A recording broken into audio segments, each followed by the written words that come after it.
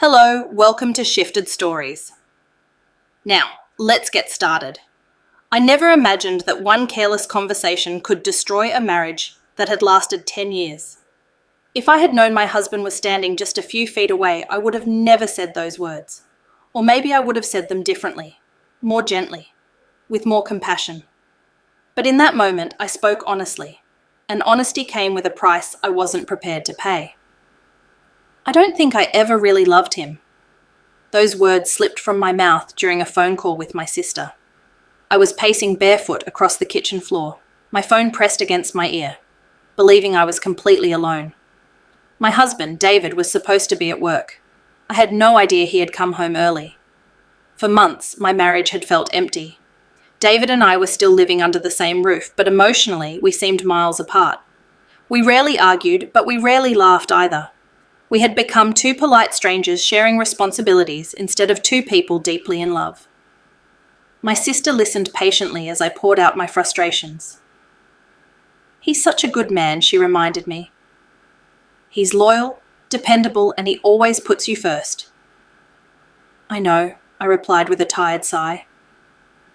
"That's what makes this so hard. He's done nothing wrong, but I don't feel anything anymore. Sometimes I don't even miss him when he's away." There was a long pause before I admitted what had been haunting me for months. I think I married him because he made me feel safe, not because I truly loved him. My sister spoke softly. "Does David know you feel this way?" "No," I answered immediately. "And he never will." The moment those words left my mouth, I heard a quiet sound behind me. I turned around. David was standing silently in the kitchen doorway. His face wasn't angry. It wasn't filled with disappointment or frustration. It was simply heartbroken. His eyes looked as though something precious had shattered inside him. "I just got home," he said quietly. My heart dropped into my stomach. "David, I didn't know you were here." He nodded slowly. "I know. I was just talking. I didn't mean it the way it sounded." He looked at me with heartbreaking calmness. What exactly did it sound like? I opened my mouth, desperate to explain, but no words came. Because deep down, I knew it had sounded exactly the way I meant it. He glanced around our kitchen, taking in the family photos, the coffee mugs, and the little home we had built together over the last decade. Then he looked back at me. "Thank you for being honest." Tears filled my eyes instantly. "I never wanted you to hear that." "But you meant it," he replied gently. "I was confused," I whispered. "I was emotional." He slowly raised his hand, asking me not to continue. "Please don't change your words because I heard them." "I do love you," I cried. A sad smile crossed his face. "Not the way I loved you." Those 7 words hurt more than any argument ever could. He turned toward the hallway. "Where are you going?" I asked desperately. "I just need some air." "David, please, don't leave." But he quietly walked out the front door without slamming it or looking back. That was the last time I saw him. At first, I believed he simply needed space. I expected him to return after a day or two. Instead, my calls went unanswered. Every message went unread. The only reply I received came from his sister. "He's safe," she texted. "Please don't contact him right now." Days became weeks. Weeks became months. David never returned home.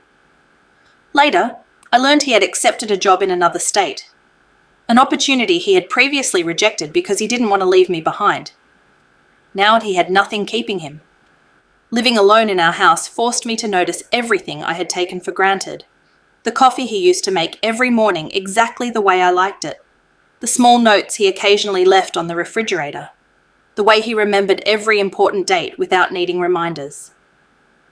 The quiet support he gave me even when I didn't deserve it. I had called him safe. Only after losing him did I realize that safe wasn't boring. Safe meant dependable. Safe meant loyal. Safe meant rare. One afternoon, while cleaning our bedroom, I opened one of David's drawers and discovered a small notebook. Inside were handwritten plans for our future. Take dance lessons together. Recreate our first date. Weekend trip to the mountains. Find ways to make her smile again. Then, written at the bottom of the final page, were the words that completely broke me. Don't lose her. I collapsed onto the floor and cried harder than I ever had before. David hadn't stopped trying. I had simply stopped noticing. Several months later, divorce papers arrived in the mail. There was no letter, no accusation, no bitterness. Just a quiet ending to a love story that had slowly faded. With trembling hands, I signed the papers. Not because I wanted to. Because I finally understood that love cannot survive when only one person is fighting for it. People often believe the most painful words are, "I hate you," or "I'm leaving." They're wrong. Sometimes the most devastating words are the honest ones spoken carelessly, revealing a truth that can never be taken back. I didn't betray David with another person. I didn't lie to him. I didn't scream or throw things. I simply spoke my truth at the wrong moment, and it shattered the heart of the man who loved me completely. David didn't leave because he was weak. He left because, for the first time, he believed what I had said. And by then, it was already too late. What do you think about this story? Share your thoughts in the comments below, and don't forget to subscribe for more emotional and thought-provoking stories.